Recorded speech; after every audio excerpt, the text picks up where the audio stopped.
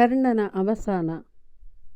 ನೋಡುವ ಯಾರಿಗಾದರೂ ದುಃಖವಾಗುವ ಪರಿಸ್ಥಿತಿ ಅವನದು.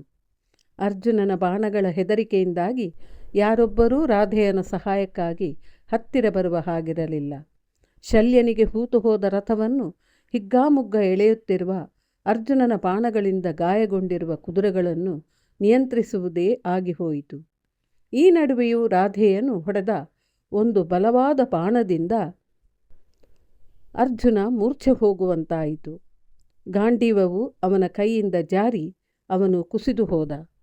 ಆದರೆ ಪಾಂಡವರ ಹಾಹಾಕಾರ, ಕೌರವರ ಜಯಕಾರಗಳು ಮೊದಲಾಗುವುದರೊಳಗೆ ಮೂರ್ಛೆ ತಿಳಿದಿದ್ದ ಅರ್ಜುನನು ರಾಧೆಯನ ರಥದ ಪತಾಕೆಯನ್ನು ಕೆಡಹಿದನು. ಅದರೊಂದಿಗೆ ಕರ್ಣನ ಕೀರ್ತಿಯೂ ಕೌರವರ ಆಶೋತ್ತರಗಳೆಲ್ಲವೂ ಮಣ್ಣು ಪಾಲಾದವು. ರಾಧೆಯನು ಸಮಯ ಸಿಕ್ಕಿದಾಗಲೆಲ್ಲ ಚಕ್ರವನ್ನು ಎತ್ತುವ ಪ್ರಯತ್ನವೆಲ್ಲವೂ ವ್ಯರ್ಥವಾಯಿತು. ಈಗ ಅವನು ಭೂಮಿಯ ಮೇಲೆ ನಿಂತು ಮತ್ತೆ ಎರಡೂ ಕೈಗಳಿಂದ ರಥದ ಚಕ್ರವನ್ನು ಎತ್ತತೊಡಗಿದನು. ಅವನ ಕಣ್ಣುಗಳಿಂದ ಕಂಬನಿಯೂ ಮುಖದಿಂದ ರಕ್ತ ಮಿಶ್ರಿತವಾದ ಬೆವರು ಸುರಿಯುತ್ತಿದ್ದವು.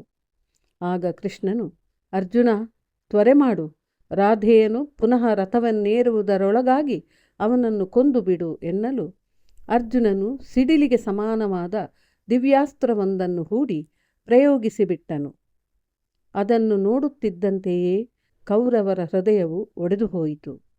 ರಾಧೆಯನು ಅರ್ಜುನನ ಈ ಪ್ರಯತ್ನವನ್ನು ತಿರಸ್ಕಾರದಿಂದ ನೋಡುತ್ತಿದ್ದಂತೆಯೇ ಅಸ್ತ್ರವು ಅವನ ತಲೆಯನ್ನು ಕತ್ತರಿಸಿತು. ಸೂರ್ಯನು ಅಸ್ತಮಿಸುತ್ತಿದ್ದಂತೆ ರಾಧೆಯನ ತಲೆಯು ಭೂಮಿಯ ಮೇಲೆ ಬಿದ್ದು ಹೋಯಿತು.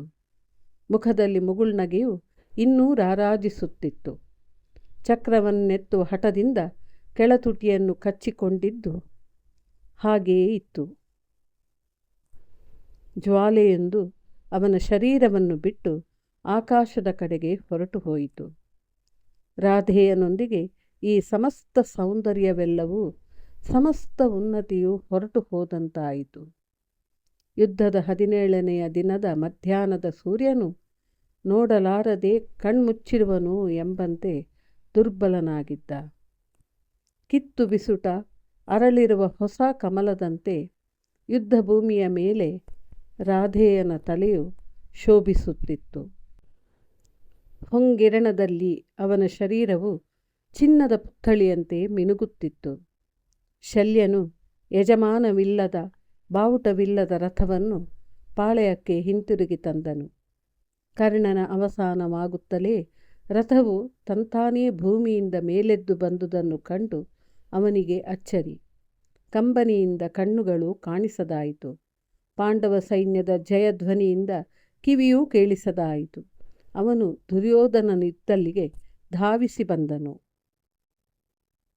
ಕಳೆದ 20 ಭಾಗಗಳಲ್ಲಿ ಮಹಾಭಾರತ ಯುದ್ಧದಲ್ಲಿ ಕರ್ಣನ ಸಾಹಸ, ಧೈರ್ಯ ಮತ್ತು ಅವನ ಭಾವನೆಗಳು ತುಂಬಿದ್ದ ಕರ್ಣಪರ್ವದ ಕಥೆಯನ್ನು ಕೇಳಿರುವಿರಿ. ಇಂದಿನ ಈ ಭಾಗ 20ರಲ್ಲಿ ಕರ್ಣನ ಅವಸಾನವಾಯಿತು. ಕರ್ಣನ ಕಥೆಯನ್ನು ಮುಗಿಸುವ ಮುನ್ನ ಅವನು ಕಂಡ ಈ ದುರಂತ ವ್ಯಥೆಗೆ ಕಾರಣವಾದ ಆತನ ಹಿಂದಿನ ಜನ್ಮದ ವೃತ್ತಾಂತವನ್ನು ನಿಮಗೆ ಮುಂದಿನ ಹಾಗೂ ಕೊನೆಯ ಭಾಗದಲ್ಲಿ ನೀಡಲಿದ್ದೇನೆ.